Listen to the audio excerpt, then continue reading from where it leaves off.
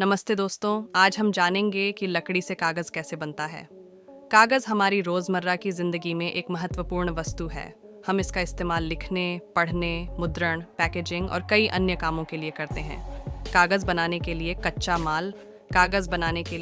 माल लकड़ी है। लकड़ी में लंबे, मजबूत रेशे होते हैं जो कागज को मजबूती और स्थायित्व प्रदान करते हैं।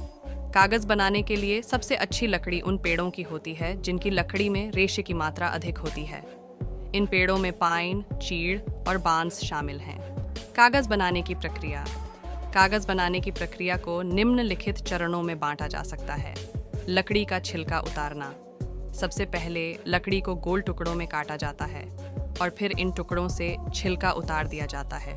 छिलका उतारने से लकड़ी में मौजूद रेशे अलग हो जाते हैं। लकड़ी को पीसना। छिलका उतारने के बाद लकड़ी को पीस दिया जाता है।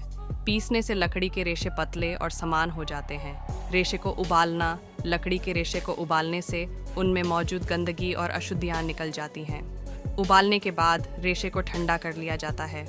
रेशे को घोलना। ठंडे रेशे को पानी में घोल दिया जाता है।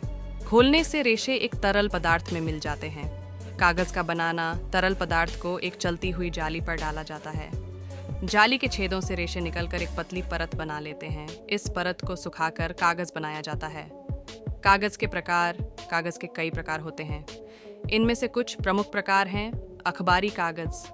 ये कागज सबसे सस्ता होता है। इसका इस्तेमाल अखबार, पत्रिकाओं और अन्य मुद्रित सामग्री के लिए किया जाता है। Carbon paper. यह कागज पर लिखी गई सामग्री की प्रतिलिपि बनाने के लिए इस्तेमाल किया जाता है। Azulene paper. यह कागज फोटोग्राफी के लिए इस्तेमाल किया जाता है। कार्डबोर्ड। यह कागज पैकेजिंग के लिए इस्तेमाल किया जाता है। कागज एक बहुमुखी सामग्री है जिसका इस्तेमाल कई तरह के कामों के लिए किया जाता है। कागज बनाने की प्रक्रिया एक जटिल प्रक्रिया है जिसमें कई चरणों को शामिल किया जाता है।